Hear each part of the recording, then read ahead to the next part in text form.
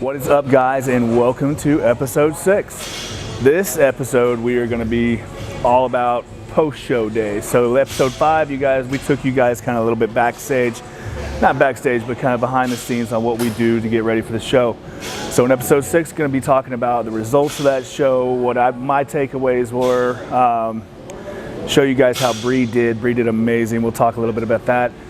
And one of the most important things is, post-show is the reverse diet.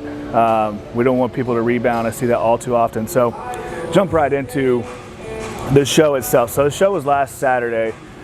Honestly, I thought the package that David and I brought was probably the best to date. We could have come in a little bit fuller, could have come in a little bit tighter, but still moving along that progressive scale, improving. We didn't finish where exactly we wanted to, but at the same time, my takeaways aren't, hey man, we didn't get first place, we got second place. But at the same time, it's like looking back at stage photos, looking back at where we were, looking back at the process, I am ecstatic on where we are and the improvements that we've made. I had an 8-pack. I've never had an 8-pack in my life, but it showed up that day. So we're going to work on bringing that out a little bit more, bringing in the obliques a little bit more. That's all conditioning, a little bit of diet manipulation here. But that's all said and done. We're moving through this show. We're going to take what we learn from here. We don't look at it as defeated or any of that bullshit. It's like, hey, this is the lessons we learned. This is where we go from here. So the next phase of our journey, as you guys know, we've talked about, is 15 weeks. We will be on that national stage again, and that is the main show of the 2021 season. So nationals is where it's at. That's where we go to get our IFBB Pro card. So that's the most important show. The regional show was a great show, great turnout. John Sherman did an amazing job on that show. But that was also kind of a warm-up show for us, for David and I to kind of play with a few things, work on some new posing routines, kind of see where we're at. Plus, it was Bree's first show.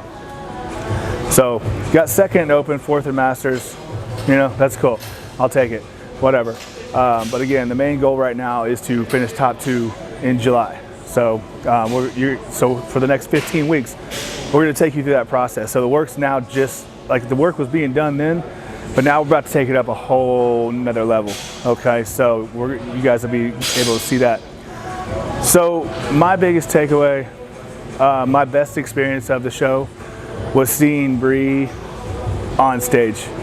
It wasn't me being on stage. It wasn't, any of that shit. It was seeing my woman graced in all her glory come out like this flower and ray of sunlight. When she stepped on that stage, it just embarked all of her power. And I was sitting there watching her. She took that first step on stage and I nearly lost my shit. I was like, you ever get that feeling where you're so proud of somebody or something, like uncontrollable tears just start coming down. I've done it with Harrison when he got his first hit, and when Bree took that first step on stage, I was like, oh my God. But then I realized I had a face tan on and I didn't want that shit to water up. So I had to control my emotions. But as soon as she came off that stage, I ran backstage and I just gave her the biggest kiss and told her just how proud of her I was. And her journey is just beginning in this sport. So she's going to be on stage in 3 weeks at the Phil Heath Classic in College Station. So we're getting ready for that show now. But that was my biggest takeaway, and that was one reason I wanted to do this show with her, was just to experience that with her. But I am beyond proud of her.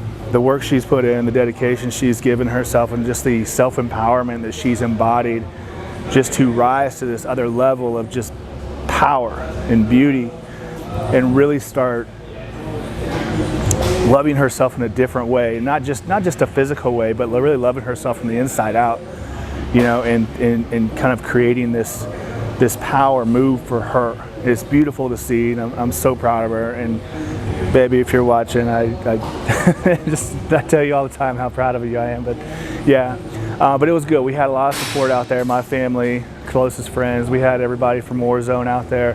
Hell of a lot of support. So, true gratitude for everybody that supported us. So after the show, of course, it's a common thing, like, hey, we're gonna have some donuts, some sweets. Bree and I went and had pizza, but we can't eat that much, It's like, we ordered this pizza, 2 of us, and Yeah, it doesn't sit well. You know, you eat the way we eat for a long time, you start to come out of this zone of, or this I guess you would call it this feeling of discomfort that you get so used to eating shitty food. So when we introduce shitty food back into our diet, we suffer shitty consequences. I'm sorry, that's just the truth of nature. So if you've never tried eating clean, I highly suggest you do it. You don't know what you're missing because you've really been stuck in your shit. And we were talking about that last night. It's like, you know, you realize people eat like that every single day. It's like, yeah, that's why we have about 70% of our population's obese and feels like crap and has depression and all this other crap. So we tried to eat, really didn't sit well. We couldn't finish a whole lot. The sweets were great though. A lot of people brought us donuts, and we had the cookies, the big cookies that you see. Next day we spent some time with family, and I just wanted a day of rest, you know, no gym, none of that. I just kind of wanted to just mentally check out for a second, and just be present with my family, my son. And I had brisket, you know, this is Texas, so brisket, awesome. It was such a nice treat. My future father-in-law made brisket, and it was awesome. But after that meal, I was done. It goes back to the grind. Dave sent me my new meal plan, and which leads me into my next topic, which is reverse dieting. So, rookie mistakes that I see all the time, people competing, they get off stage and they go stuff their faces full of shit and really have no concept. They just think, oh, I can eat free nilly-willy, all I want, only to realize they gained 20 pounds in 2 days. Guys, your body is very stressed out. It is in a fight or flight zone. Your cortisol levels are risen. Your body is dehydrated. It is going to absorb anything you put in it tenfold. Okay, so if you start eating a bunch of crap, it's going to hold on to that. Your metabolism is already slow because you're putting yourself through a bunch of crap. So it's not going to metabolize that food quite as bit. So the best way to counteract that, in the strategic way to do that, is what we call reverse dieting. So slowly, and it sounds just like it is exactly as it sounds. So we spend, you know, towards the end of our prep depleting food. But when you come out of prep, you do the exact opposite. So you start introducing food as you go. It's not just like, hey, let's cram 500 grams of carbohydrates, 600 grams of carbohydrates back in your diet like day one. You will suffer the consequences. Now, even with reverse dieting, you are going to experience a little bit of weight gain. To look like we look on stage at sub 3% body fat is not a sustainable look year round. I promise you, it's unhealthy. We don't have a whole lot of fat. Our brains are suffering. There's a lot of things that are happening. So, reverse dieting. So right now, our reverse diet looks like we have we put some more carbohydrates and some fats back into our diet. We still have the same amount of meals. We're just having and we still have the same food sources. We're just increasing the quantities as we go along. So right now, that's kind of where we're at. You know, still have the chicken, still have the rice, still have the oats, still have the cream of rice. We do have some bananas, which is fantastic. What else do we throw in there? But again, you know, sources are the same. So one of the other things that I'm going to be doing for my self-care, because I've been on testosterone replacement therapy for about 7 years now, is I'm going to do blood work tomorrow. That blood work is going to tell me where my testosterone is, where my liver enzymes are, where my cortisol, my LDL and HDL are, and then David and I'll kind of look at those, see where we're at, and I'll take those, give those to my doctor as well, the one that prescribes me my testosterone. So we'll look at all that. Right now, we're not taking any supplements, any super supplements. We're just kind of off everything completely.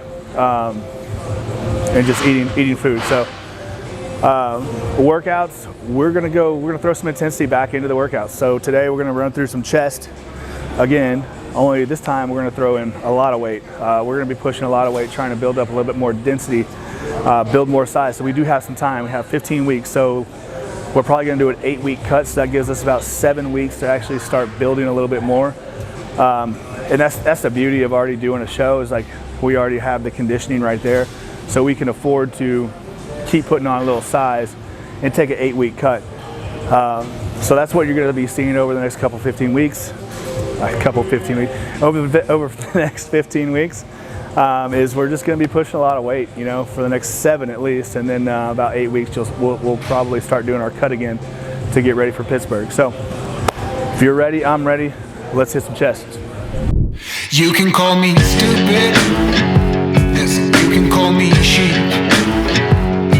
You can say I'm lazy, you can say I'm weak.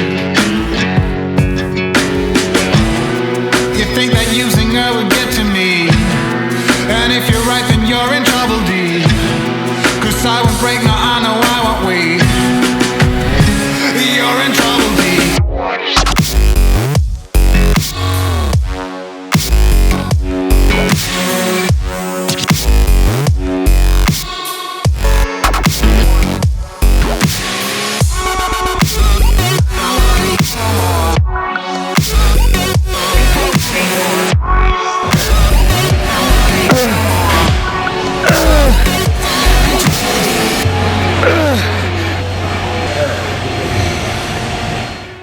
It's so uncool. Like, I walk over here, I'm ready to lift. Now I gotta take time out of my day to unrack some lazy ass's shit.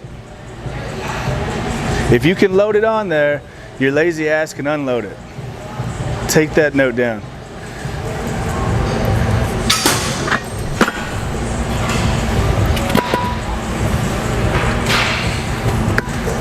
Thing's called racks. And see, there's a little hole inside the middle of the weight. And you see this right here? You take the weight off the machine and you slide it right on the rack. And the crazy thing is, it's probably exactly where you got it from. So you should already know where it is. PSA by C-Dubs. But when it comes to her, you better keep it sealed. Don't you dare say a single word, or I will strike you where it feels. You think that using her would get to me, and if you're right then you're in trouble deep. 'Cause I won't break, no I know I won't wait. Yeah, you can't really lift a whole lot. Last couple weeks of prep, at least I can't. Just tired, depleted, feeling a little weak, food's low. But you get that food back in you.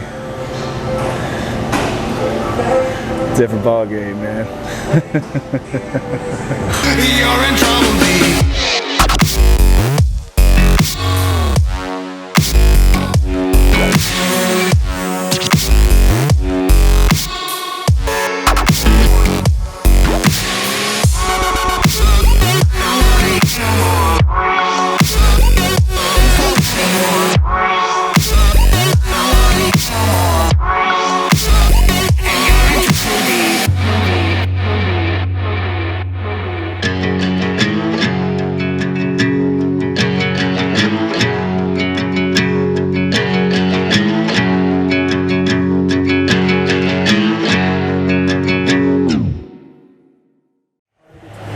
Alright, man, well that was it for chest day, and you know, I'm glad I could tell you guys kind of what post-show looked like. Just a few takeaways, where we're going from here. Again, the ultimate goal is to turn pro in 15 weeks, so we're going to take you guys down this journey with us. So I look forward to bringing that to you in the most authentic way. So if you guys like what you're hearing, what you're seeing, let me know about it. You know, comment down below, like, subscribe, all that fun crap. Remember, always rack your weights. See you guys episode 7.